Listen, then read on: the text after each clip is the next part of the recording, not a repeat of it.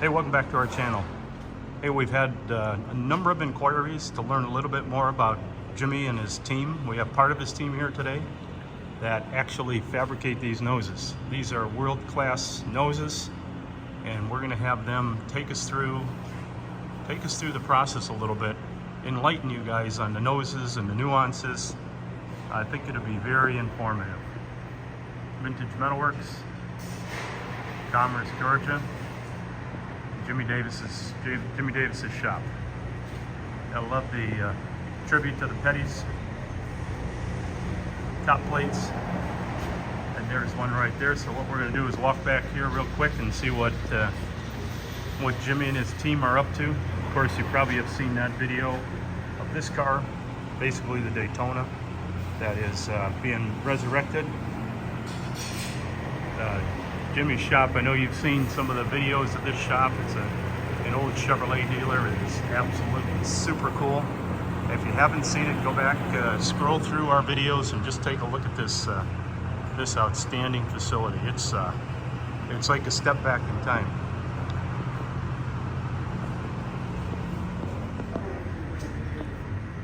So Jimmy, tell me a little bit about what we're doing here today. This looks like noses. This is fabrication area. This is where all the layout occurs. Layout, pre-assembly, final assembly obviously is best put on a car. But so say that again. I know we're going to get to that, but tell me a little bit about what's so critical about final assembly. Well, with with an individual car, you have to take into consideration the hood alignment, fender alignment, the actual shape of the fenders, and there's so many influencing factors on the front of a car. Not to mention there are 50 plus components that that constitute the inside of a nose cone, and each one of those has a tolerance on it. You can easily assemble a nose and realize that it won't fit on the car because of the stack-up tolerance that occurs with each and every individual part. So it's a complex puzzle.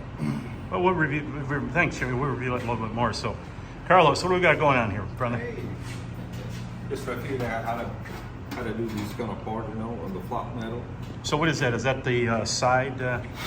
This is Daytona, but this is the Superbird. If you come this way, you can see the mold. You can see the piece how to move the shape on the flat metal. We got the pull machine right there. That's what I use all the time. And then the varnishing hammer right here. I got a different shape is right here. The numbers. You can make it up radius on. That's what I do.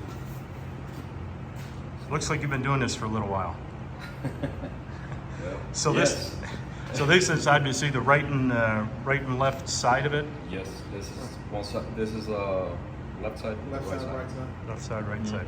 So what else do you have up here? We've got. Looks like this is a little bit more of a final nose.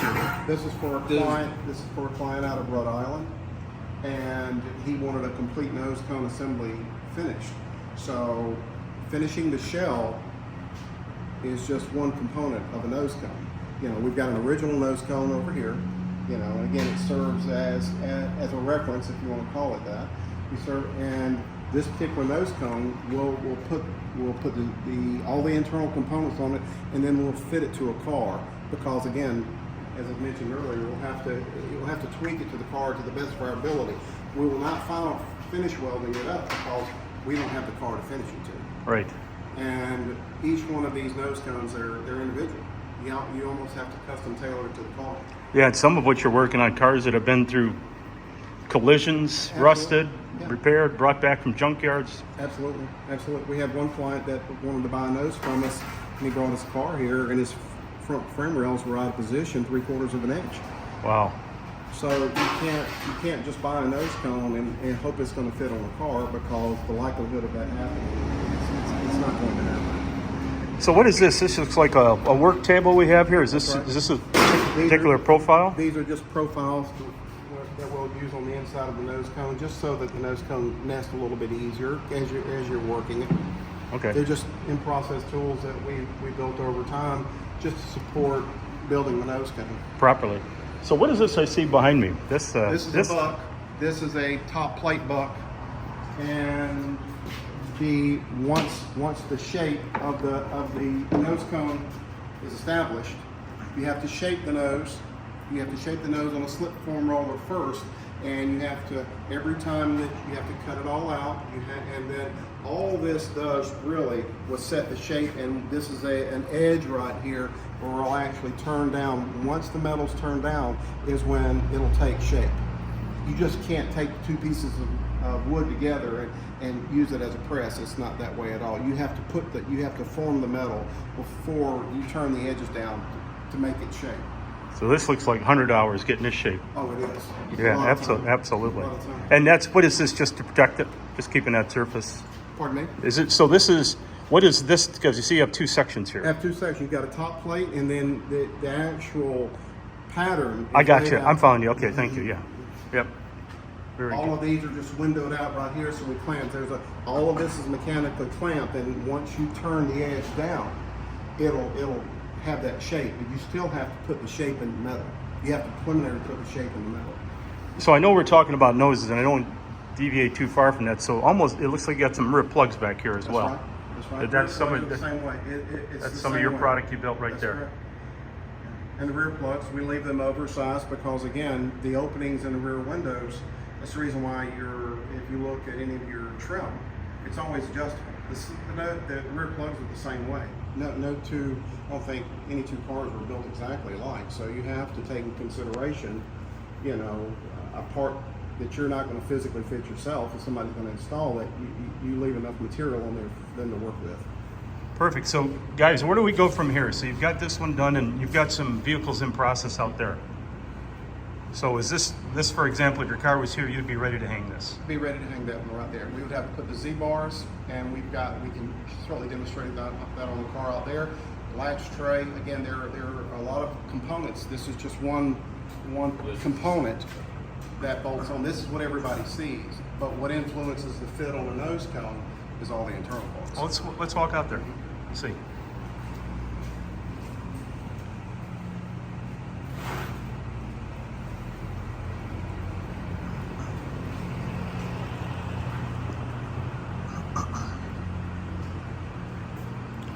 So is this one you're recently fit up? This is for a Pro Touring Superbird that we're building, and what we've done is we've put panels on the car. We've put fenders. These are not original fenders, but they're Cornet fenders. We modified the fenders to become Superbird fenders, and what we're doing is we're trial fitting first fit on the nose cone to see how it all fits. And one of the main differences, I'm sorry, Jimmy, well, what we're talking about, so the difference between a Coronet fender and a Superbird fender is this lip right here. is this lip right here. This is up from here back. A Coronet fender will have this dog leg here, and it'll come down. So what you have to do is you have to bend along this radius right here all the way down. They transition. And then it is also notched like that, right? It's notched right. That's exactly right. You look at, these are your fender extensions, and if you look at the pattern there, this is how it'll fit up, just like that. So that one looks like you guys still have a little work to That's right. dial that in. That's right. Right. And this is an original piece. And that's an original piece. This is an original fender because Right. these fenders aren't reproduced. But this is an original Superbird extension. I'll be darned. And you have that much work to do to Yes. dial it in. Yes. You could just imagine the fun they had on the assembly line. Here's a reproduction. And again, here's a reproduction piece. Yep. Still big gaps. You have to fit it. It has to fit to the car. And the influencing on the car, if you look here, these frame extensions here. So you've got a frame extension. You come out, you've got Z bars. Exactly. So tell me about, I know we were talking earlier about this frame extension. So what was the difference between the reproduction and the original one? You had told me there's a gap. There's a gap. The difference is that these were not allowed, is the distance between the physical edge and the location of the slots. And it's 1/8 of an inch out. But again, it goes back to what I said earlier. If you've got 50 parts that comprise a nose, you get one part that's 1/8 of an inch out. You get stack up tolerance real quick. Yeah, that's for sure. So it looks like we got the side off. What is the side off for any particular reason, or is that just part of the process? It's part of the process, and what we're trying to do is target with the gaskets, we're trying to target this radius right here. Most of these fenders, used fenders, they've had damage in them. So the first thing you have to do is come in and establish this radius from here to here, this contour. You know, these are intentionally left overside, and we stepped them off because we have no way of knowing how this all shape is. And this shape right here also influences the fender extension. We open it up here so we can we start at the top and we work our way down. Fit the top plate to the latch tray and let it down. And we have to determine which parts are influencing the overall fit.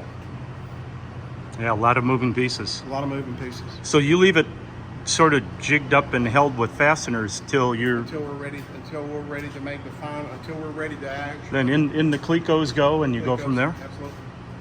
We'll cleco. We'll leave this, and we'll spot weld. We'll spot weld right here. We think we're close, but we'll come back in here. This will allow us to either take the clecos or the self-tapping screws out, and it'll allow us to move the nose cone around based on the parts and based on the car too. So once you get here, the other challenge that you have is the headlight buckets. Yes. So we were over there. Let's walk over to headlight buckets. You enlightened me about headlight buckets. That I thought a headlight bucket is a headlight bucket, and it's far from the truth. It's far. They're different. Original headlight bucket versus a reproduction. It's just a completely different. You know, they're very close. But again, it goes back to what I said earlier about sack-up tolerance. You get a part that's a little bit out here, and you've got 50 parts. All of a sudden, you're trying to make them all work together. What you find out is that you have to identify the areas in which to move these parts around to make them fit. Yeah, because just looking at this, and I know Carlos has one in his hands. We'll look at in a second. And it's going to be hard to pick it up on camera, but if you look at this profile, this leading edge profile here, it's different on the reproduction ones. So these are certainly workable and usable, but you're not going to just purchase this off the shelf and bolt it in. You're gonna need some work. You know, it's my hat's off to who's doing this. They're giving it a great start, but just keep in mind when you buy these, be prepared to have some fabrication on your hands, and that's where Jimmy and his team come in. If you're having trouble with it, send your cars here. Jimmy's got a lot of them. He does it all the time, and they're beautiful. So he always has references, and even Carlos brought over the inner to it. And this one's a little beat up. We've got some nicer ones back there we should have grabbed, but that's okay. These are pivot frames. Yep, the pivot frames. It's something that we use as a reference. Interesting. So how many noses do you think you guys have built? And I'm sure your craftsmanship is always getting better. I would say 25, 30 noses. So what if I have a nose that's just beat up and needs repair? Well, I'll show you. Is that something you guys do? So you're not necessarily just fabricating new ones. No, I mean, this is a perfect example of that. This is an original Superbird nose that was bought. You can see it's completely covered in body filler. We ground all the body filler off to determine what we had to work with, and oftentimes what happens is someone will come in and they'll put a patch in here. This one's been patched. So what we'll do is we'll take these nose cones apart. They were seamed together. They were leaded. They had a step joint along the sides here.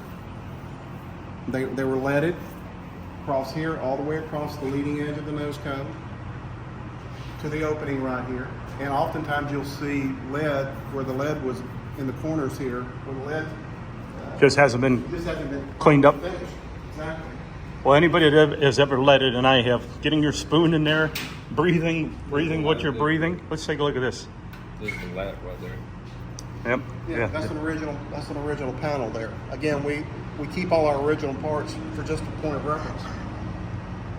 I remember back in the day when I retired my wood spoons. That was a good day. So on a nose cone, what we'll do is we have the bucks that we can use to get this shape out.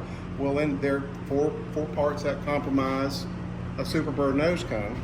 We'll sweat the lead out. We'll take it apart. We can put this top plate back on, and we'll show you a top plate in a minute. We can take this top plate and we can fix this there. We'll cut all this out, and it depends on how much. If it's too much compromise, we can build a brand new top plate to put on here and salvage both the end pieces, the end panels, and the center section. And yours are 100% steel, just like the originals? Yes, yeah, same gauge. Yep, I see Carlos has one there. There's a top plate right there. We'll come over there, take a peek at it. So this one here, this original piece, I know Carlos pointed out the, certainly the leading. Now that's something I didn't realize it was that much was leaded. Yes, it was leaded. They leaded them all the way across here, and sometimes I've seen them. Most of the time it'll end right in there where they lead. And we sweated this lead. They stepped this off here. They stepped just it as a off. locating point. And as an overlap point, it was a lap joint where they tack welded them together, and then they went back and leaded them up, cover them up. Oh, interesting. Show us that top plate now. I know I see you've got this one up here with the Clecos in it.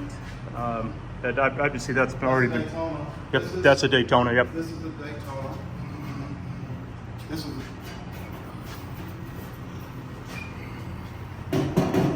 This is Daytona too. The Daytonas will have this cutout right here. They'll have this. If you look at the difference in the Daytona nose cone versus a Superbird. Superbird will have a much different opening. We can go back over there and look, but this is the same basic procedure for fabricating it. It's on both. All this is all bead welded right here. Every bit of it. That's a lot of work and a lot of detail. Yeah. Jesus, Pete. There's the opener. I had no idea. There's a difference in the opener right there. Yep. This Daytona and that one is Superbird. So I'm sure that yours, as crude as these are, yours are much better than the factory ever built. Because you're taking the time and effort, care and detail. We'll fit it as best we can to these are aftermarket parts, and we fit them as best we can to the parts that we have. You have to almost build the noses to the parts that you have. Yeah, that's for sure. I can believe that. This is like right here. There's a bird too. If you look, this is the damage. We could probably rehabilitate most of this on the pull max, planishing hammer. We have to weld all this up, but this could be saved if somebody were just insistent on saving it. We could save it. Yeah, but as gorgeous as your original ones are, same material, even better profiles, and fitting them to a part. The challenge with this, you may be using headlight buckets that are aftermarket. I mean, your grill could be aftermarket, so then it becomes a challenge. Again, it's putting it all together as an assembly is where the real challenge occurs. Right. Well, that's gorgeous, guys. Hey, thanks for sharing that with everybody, our viewers, and I look forward to seeing more of this. Every time I come to your facility in Georgia, Commerce, Georgia, just is I see something new every day, and I just appreciate you guys having me out. Well, thank you, Dave. Thanks for being here. Thanks, Carlos. Thanks, Dave. Thank you, guys. Bye-bye.